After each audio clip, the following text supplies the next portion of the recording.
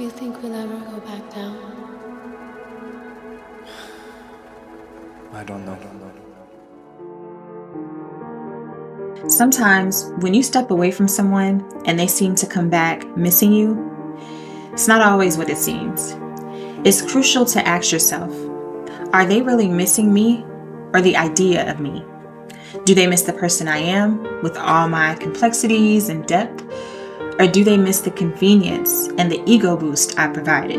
It's a tough pill to swallow, but often, especially in relationships where there's an imbalance of power or emotional investment, when that person says they miss you, it might be more about them missing the attention you gave them, the way you catered to their needs, or simply the comfort of having you around. They're not longing for you, but rather the role you played in their life that made them feel good, wanted, or even just entertained. Recognizing this pattern is crucial because it speaks volumes about the dynamics of your past interaction. It's about understanding that just because someone fills a void after you're gone doesn't mean that they value you for who you truly are. They could be missing the perks that came with you, like emotional support, companionship, or even just the regularity and the routine you provided. Identifying when you're being valued for what you can give rather than who you are is key to maintaining your self-worth in any relationship. Look out for red flags, like someone who only pops up when they need a favor, or someone who's all take and no give. It's about balance. If you're constantly pouring into someone who never replenishes you, that's a sign. Let me give you an example. Imagine a friend who only texts when they're going through a breakup or need advice. You're the go-to for comfort, for solutions. But when the tables turn, they're nowhere to be found. Or think about that ex who suddenly remembers your birthday right when they're single again. It's not about celebrating you. It's about filling their void. These patterns tell a story. If your value to them spikes when they're in need and then drops when they're not, that's a clear indicator. Relationships should be about mutual appreciation, not one-sided benefits. So watch out for these signs and protect your space. You're worth more than what you can do for someone else. Being in a situation where you're used can really mess with your head and how you see your own value. It can leave you feeling like some kind of human vending machine where your worth is measured by what you can provide, not who you are. This can lead you to question your value in relationships, wondering if you're only appreciated for your utility rather than your humanity. It's so important to recognize this because it can start to shift your self-image in really subtle ways. You might find yourself overcompensating, trying harder to be useful, to be needed, just to feel some sense of worth.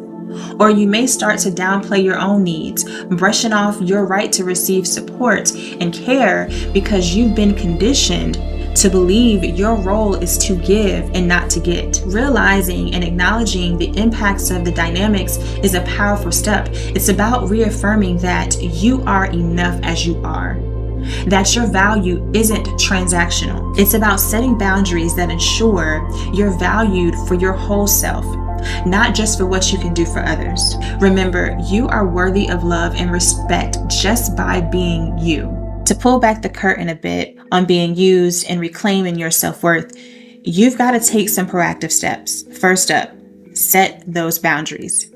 Be clear about what you're okay with and what you're not. If someone only calls when they want something, it's okay to let that call go to voicemail. Next, take a hard look at your relationships. Is there a healthy balance of give and take? If you're always the giver, it's time to ask why.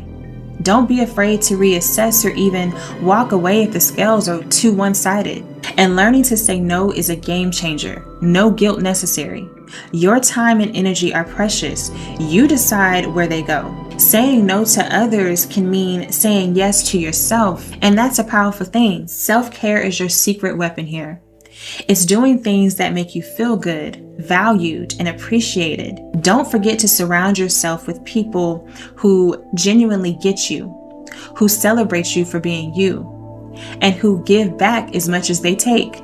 These are the people who will help you remember your worth is about who you are, not just about what you can do for them. Reclaiming your worth is about reconnecting with yourself and recognizing the unique value you bring to the table just by being you. Staying true to your value means recognizing those qualities that make you uniquely you, the qualities that deserve genuine love and respect way beyond anything you could ever do for someone. Reflect on what makes you stand out. Maybe it's your sense of humor, or the way you listen, or your creative spark. These intrinsic qualities are your gold. They are what make you valuable and irreplaceable. You can't be duplicated. They may try, but they'll fail every time. Self-reflection is your tool here. Take the time to get to know yourself and to understand your worth. Write down what you love about yourself, what you're proud of. And when you're building relationships, look for people who honor those parts of you. Create connections that aren't just about give and take, but about mutual respect and appreciation. Relationships should make you feel valued for being you without having to prove a thing. So embrace your worth and let it be the standard for how others treat you. Take a moment to evaluate your relationships. Do they see you for you? Do they cherish your laughter, your thoughts, your way of being, your weirdness?